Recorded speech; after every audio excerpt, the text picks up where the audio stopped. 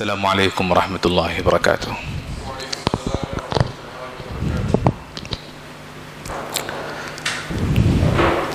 ان الحمد لله نحمده ونستعينه ونستغفره ونؤمن به ونتوكل عليه ونعوذ بالله من شرور انفسنا ومن سيئات اعمالنا من يهده الله فلا مضل له ومن يضلل فلا هادي له واشهد ان لا اله الا الله وحده لا شريك له واشهد ان محمدا عبده ورسوله يا ايها الذين امنوا اتقوا الله حق تقاته ولا تموتن إلا وأنتم مسلمون يا أيها الناس اتقوا ربكم الذي خلقكم من نفس واحدة وخلق منها زوجها وبث منهما رجالا كثيرا ونساء واتقوا الله الذي تساءلون به والأرحام إن الله كان عليكم رقيبا يا أيها الذين آمنوا اتقوا الله وقولوا قولا سديدا يصلح لكم أعمالكم ويغفر لكم ذنوبكم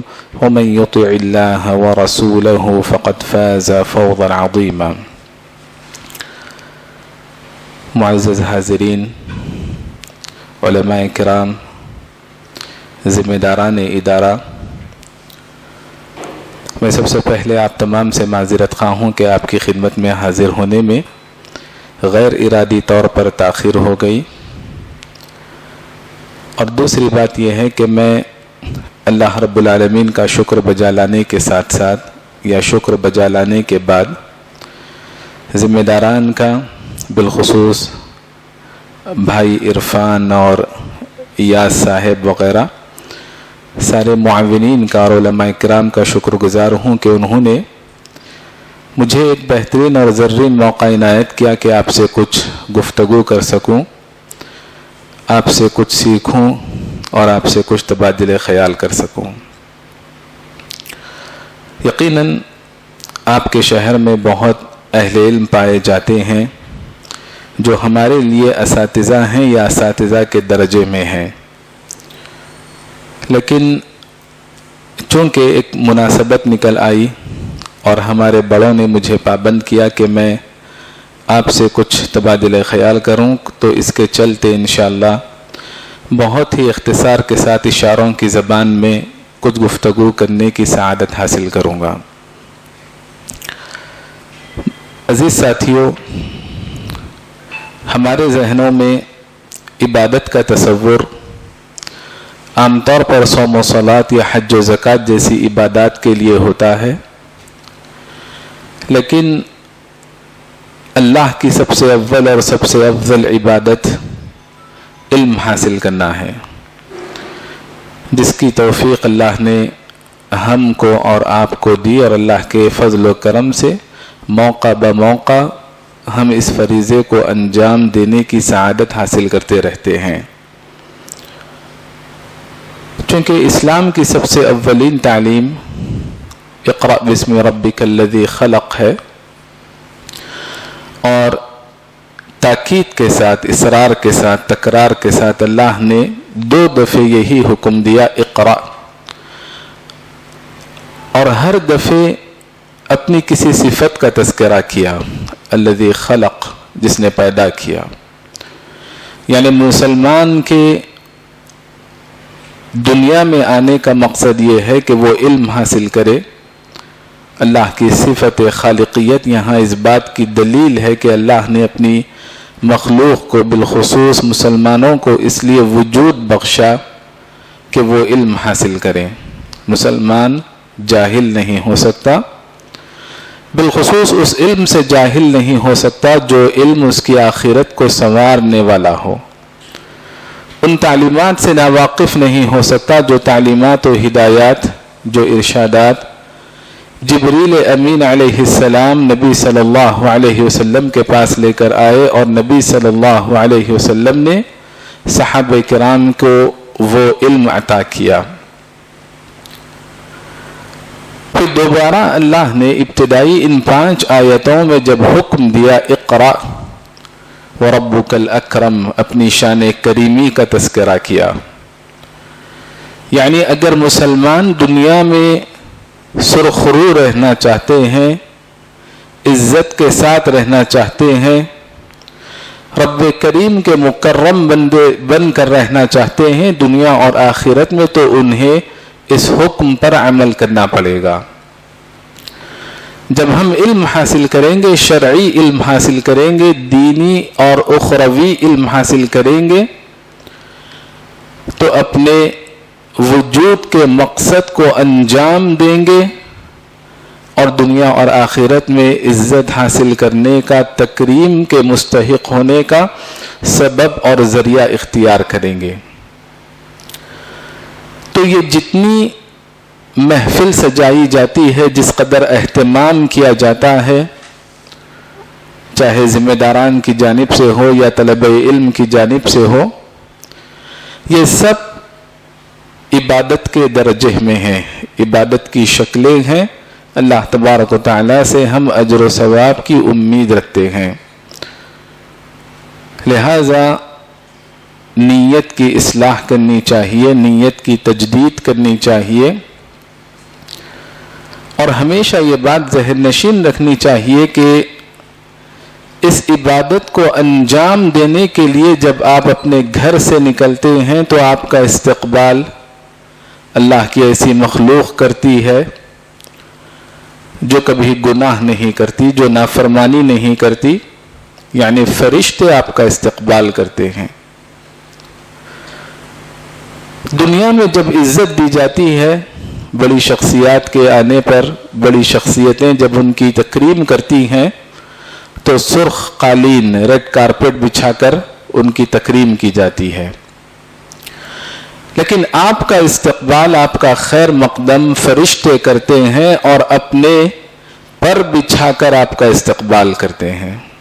جب تک آپ واپس نہیں ہوتے، اللہ کی راہ میں جانفشانی کرنے کا آپ کو اجر و ثواب ملتا رہتا ہے۔ لہٰذا یہ افضل ترین عبادت ہے علم کا حاصل کرنا، اور جب یہ عبادت ہوگی تو اخلاص و للہیت بے انتہا ضروری ہے۔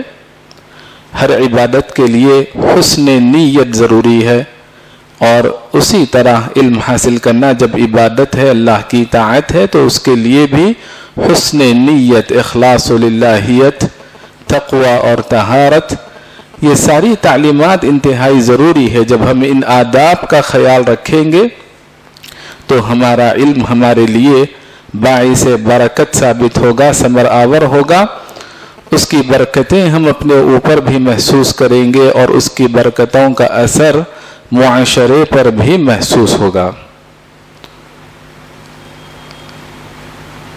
علم حاصل کرتے رہنا چاہیے، تعلیم دینے کی کوشش کرنی چاہیے۔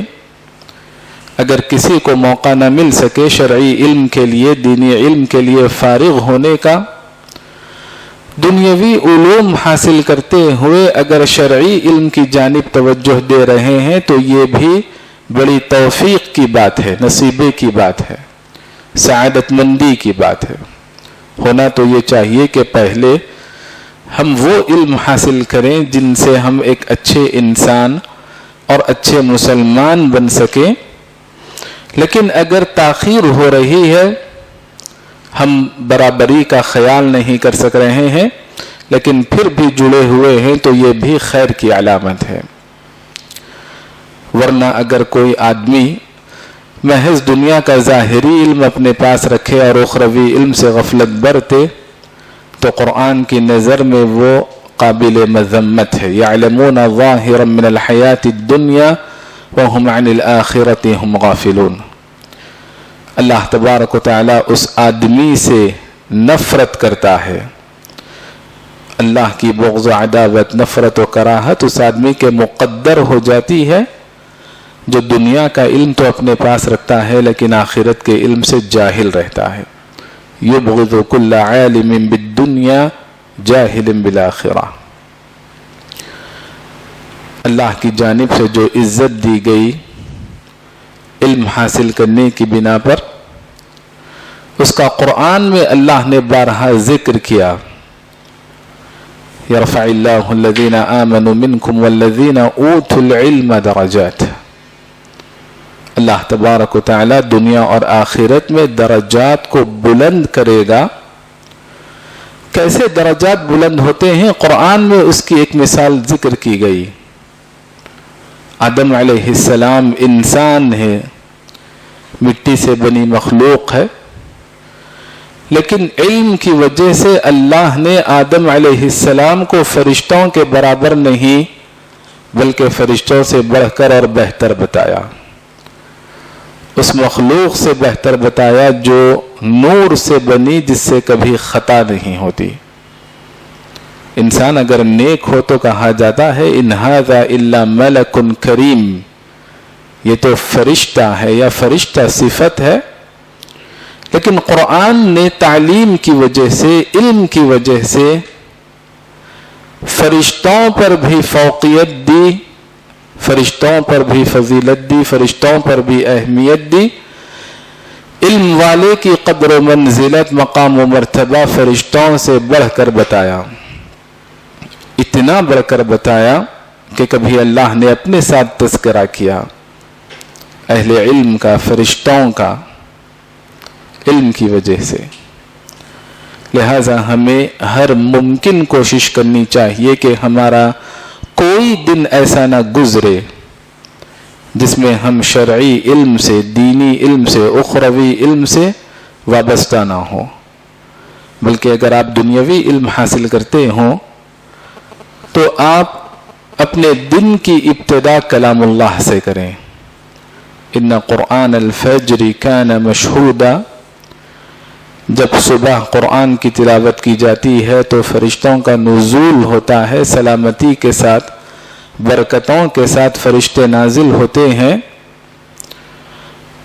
اپنی نیت بہتر کر لیں کہ آپ جو علم حاصل کر رہے ہیں اس علم کے ذریعے انسانیت کی خدمت کریں گے، مسلمانوں کی خدمت کریں گے، اسلام کی جانب سے دفاع کریں گے۔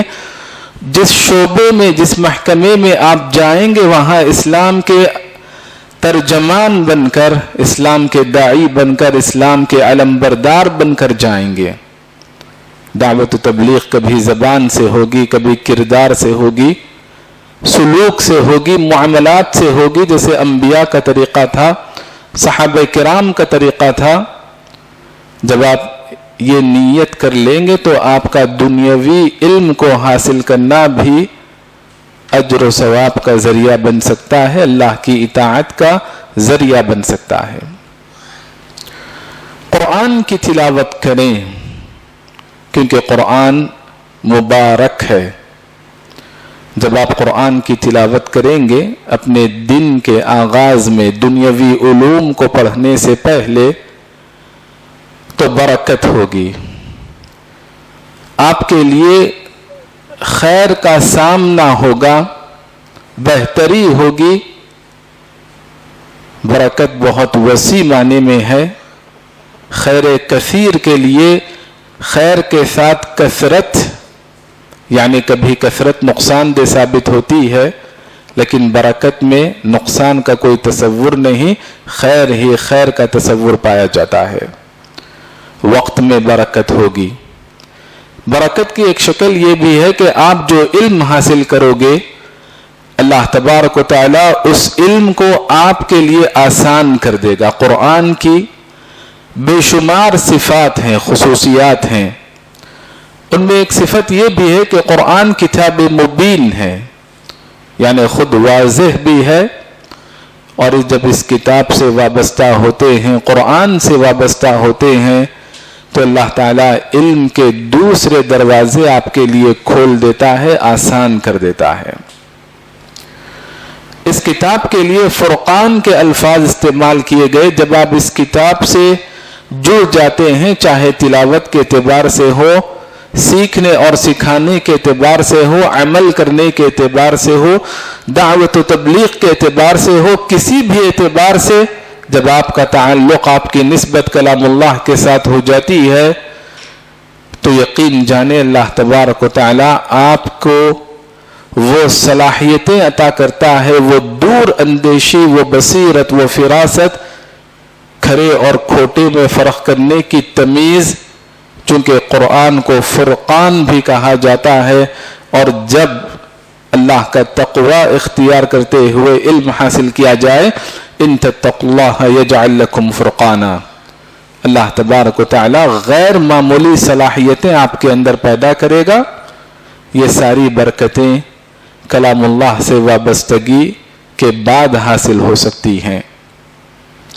لہذا موجودہ دور میں علم کا حاصل کرنا، علم کو عام کرنا اور اہل حق علماء سے جو صحیح منہج پر رہتے ہیں، کتاب و سنت پر رہتے ہیں، سلف صالحین کے طریقے پر رہتے ہیں، دین کو سمجھنے میں، دین پر عمل کرنے میں اور دین کی دعوت و تبلیغ میں، تینوں امور میں، دین کی فہم، دین کی سمجھ، دین پر عمل اور دین کی تبلیغ، ان تینوں کاموں میں صرف کتاب و سنت نہیں بلکہ کتاب و سنت کے ساتھ ساتھ کتاب و سنت کے ساتھ ساتھ منہج سلف یا فہم سلف کا بھی اضافہ کرنا ضروری ہے. تو جو اہل علم ان اصول کو اختیار کرتے ہیں ان سے علم حاصل کرنا چاہیے. کہیں ایسا نہ ہو کان العلم فی الصدور فصار الآن فی الثیاب، جیسا کہ امام ابن رشد رحمۃ اللہ علیہ نے فرمایا کہ قدیم زمانے میں علم سینوں میں محفوظ رہا کرتا تھا، یعنی لوگ ان سے علم حاصل کرتے تھے جو سینوں میں علم کو محفوظ رکھتے تھے، قرآن کو یاد رکھتے، احادیث کو یاد رکھتے، سینوں میں علم کو محفوظ رکھتے. فصار الآن فی الثیاب، لیکن آج کل لوگ ظاہری وضاقتہ، اہتمام، رہن سہن، لباس پوشاک، الفاظ و انداز، ان ساری چیزوں پر مرتے ہیں اور جن سے علم حاصل کرنا ہے ان سے علم حاصل نہیں کرتے. قیامت کی نشانیوں میں سے یہ نشانی بھی ہے کہ یرفع العلم، علم اٹھا لیا جائے گا، اور علم کا اٹھانا اہل علم کا اٹھا لینا ہے. اگر ہم دنیا کی لعنت سے بچنا چاہتے ہیں، اللہ کی رحمت کے مستحق ہونا چاہتے ہیں، اغدو عالما، صاحب علم بن کر رہیں، او متعلما، یا طالب علم بن کر رہیں، او مستمعا للعلم، یا علم کے قدردان بن کر رہیں، غور سے سننے والے، بیدار مغز بن کر رہنے والے. ولا تكن الرابع فتهلك، اگر آپ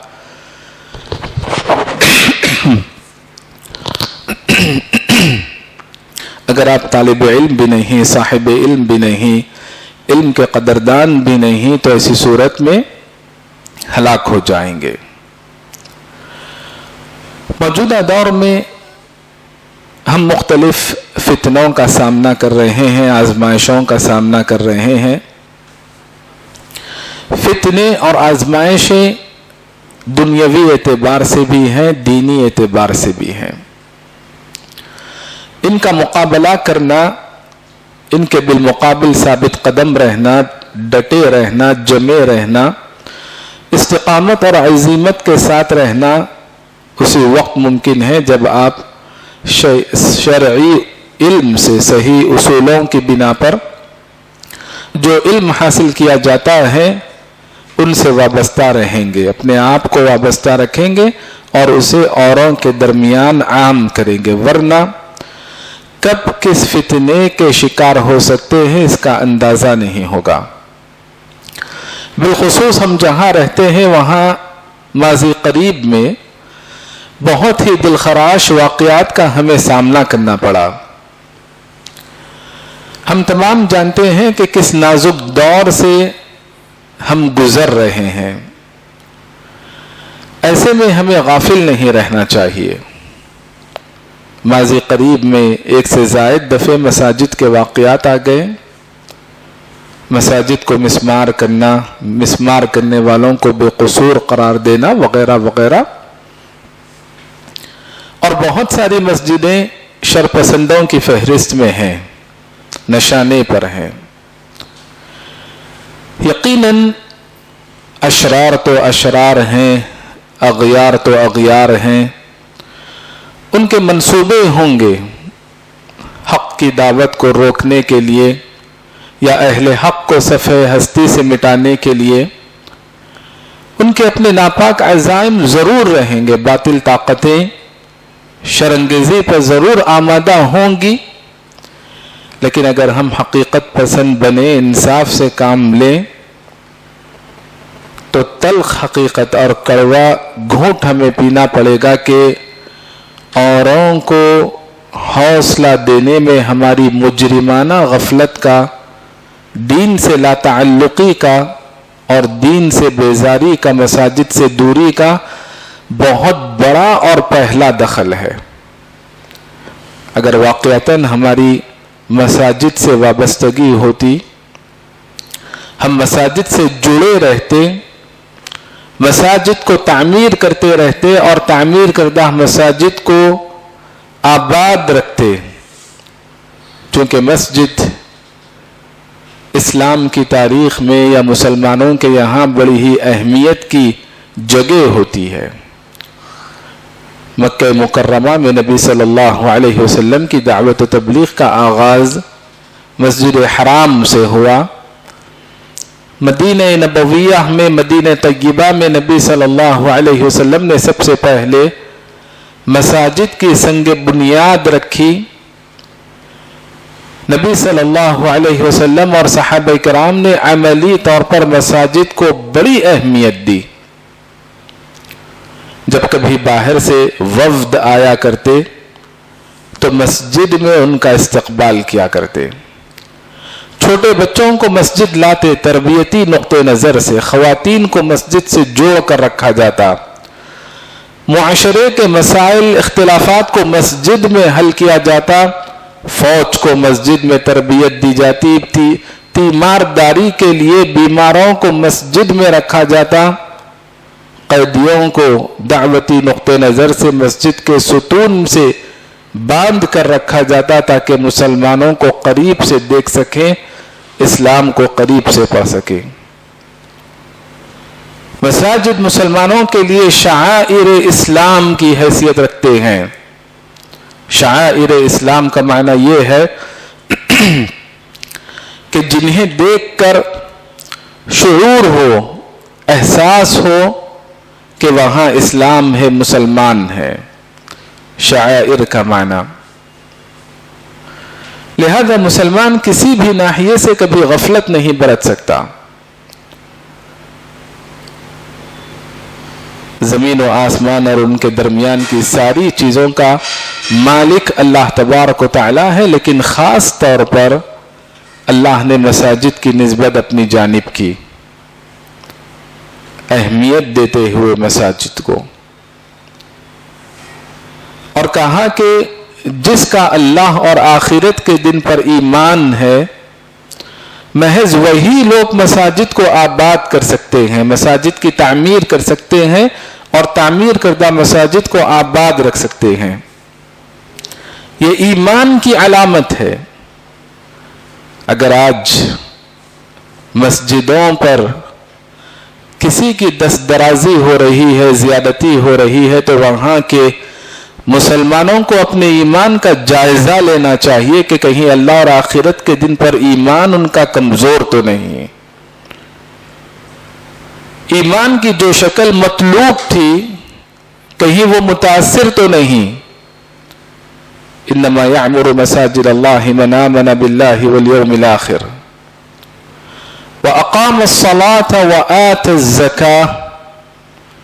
ایسے نہیں کہ ہم اپنے نظریات کو درست کر چکے، افکار کو درست کر چکے، ایمان کو مضبوط کر چکے، اور ایمان کا تعلق صرف افکار و نظریات کی حد تک رکھا، عقائد ہی کی حد تک محدود رکھا، ایمان کا اثر عمل پر نظر نہیں آیا، ایسی بات نہیں۔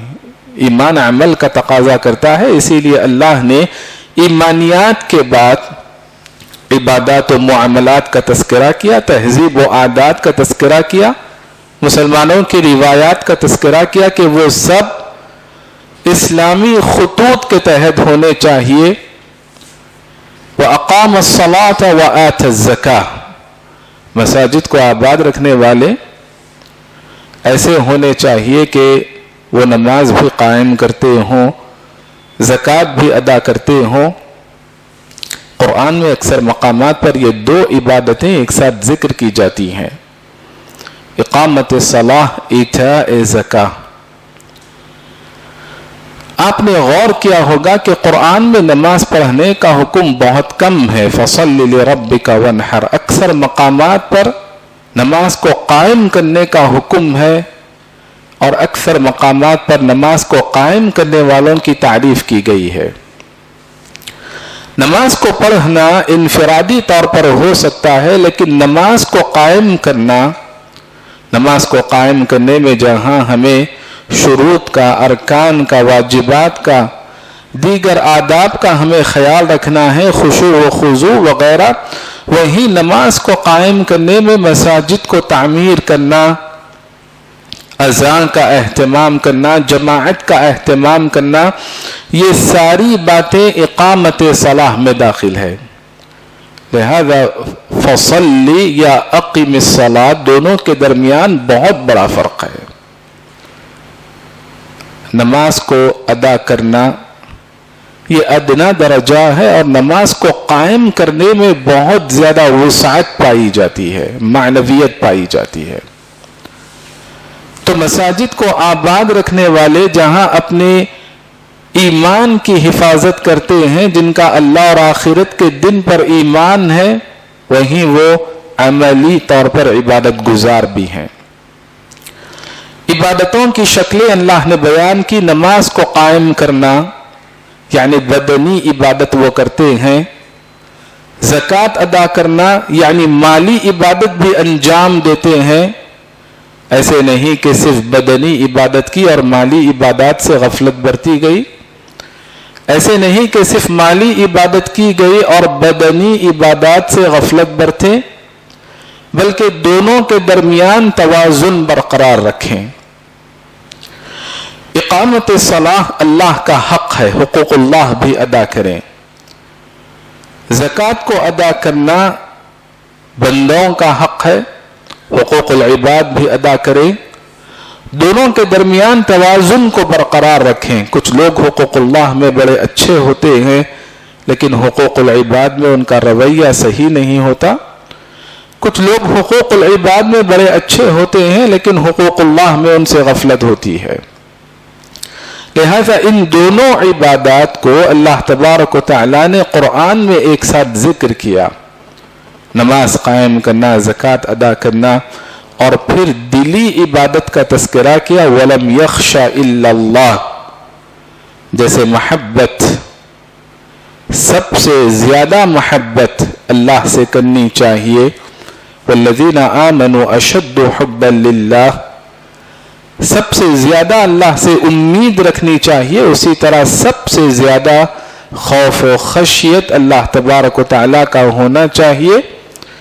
دلی کیفیت جب ایمانی کیفیت ہوگی، محبت کے اعتبار سے، خوف کے اعتبار سے، اللہ سے امیدیں وابستہ کرنے کے اعتبار سے، عبادات ان تمام شکلوں میں جب انجام دی جائے گی، ایمانیات کی جب اصلاح ہوگی، ایمانیات کی جانب جب توجہ دی جائے گی، تب ہی مسجدیں آباد رہ سکتی ہیں، تب ہی مسجدوں کو تعمیر کرنے کا صحیح طور پر فائدہ مسلم معاشرے میں ہو سکتا ہے۔ مسجدیں سب کے لیے امن کی علامت ہیں۔ من دخلہ کان آمنا، اللہ کا گھر کعبۃ اللہ، اس کے متعلق فرمایا کہ من دخلہ کان آمنا، اگر کوئی آ جائے تو اسے امن مل جائے گا۔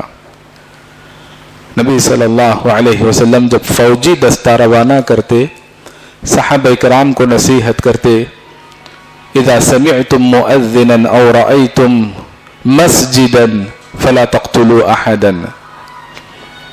اگر تم کسی مسجد کو دیکھ لو یا اس مقام پر اذان کی آواز سنائی دے تو وہاں قتل و غارت گری نہیں ہونی چاہیے، کیونکہ جہاں مسجد ہو وہاں امن برقرار رکھا جائے گا۔ لہذا مساجد کا وجود صرف مسلم معاشرے کے لیے بہتر نہیں بلکہ ساری انسانیت کے لیے، غیر مسلم معاشرے کے لیے بھی امن و سلامتی کی ضمانت ہے۔ جہاں ہمیں عملی طور پر مساجد سے جڑنا ہے، وابستہ ہونا ہے، اپنے دین و ایمان کی حفاظت کرنے کے لیے، اپنی نسلوں کی دین و ایمان کی حفاظت کرنے کے لیے، یہیں اشرار کے، شر پسندوں کے شر سے بچنے کے لیے دعوت و تبلیغ کا فریضہ انجام دینا ہوگا۔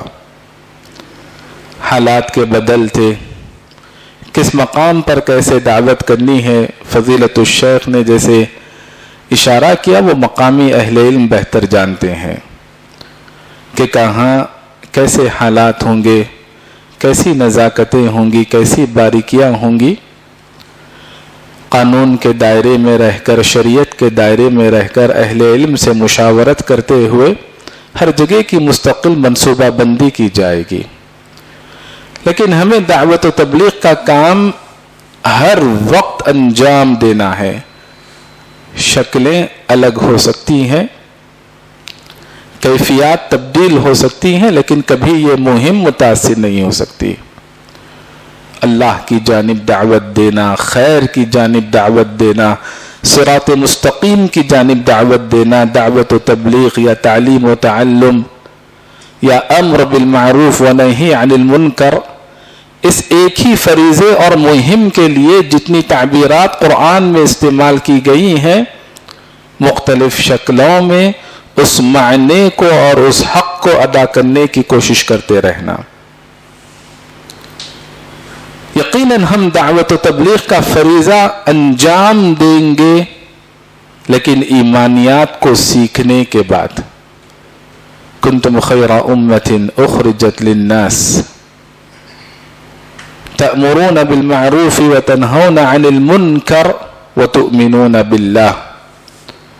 امر بالمعروف و نہی عن المنکر، دعوت و تبلیغ، نیکی کا حکم دینا، بدی سے روکنا، لیکن ایمانیات کے ساتھ ساتھ، ایمانیات کے بعد۔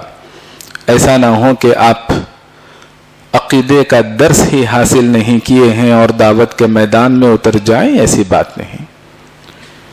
دعوت و تبلیغ، امر بالمعروف و نہی عن المنکر کے ساتھ اللہ نے ایمان کا تذکرہ کیا، خاص طور پر ایمانیات کا درس، عقائد و ایمانیات کا درس۔ عمومی طور پر فقہ فی الدین،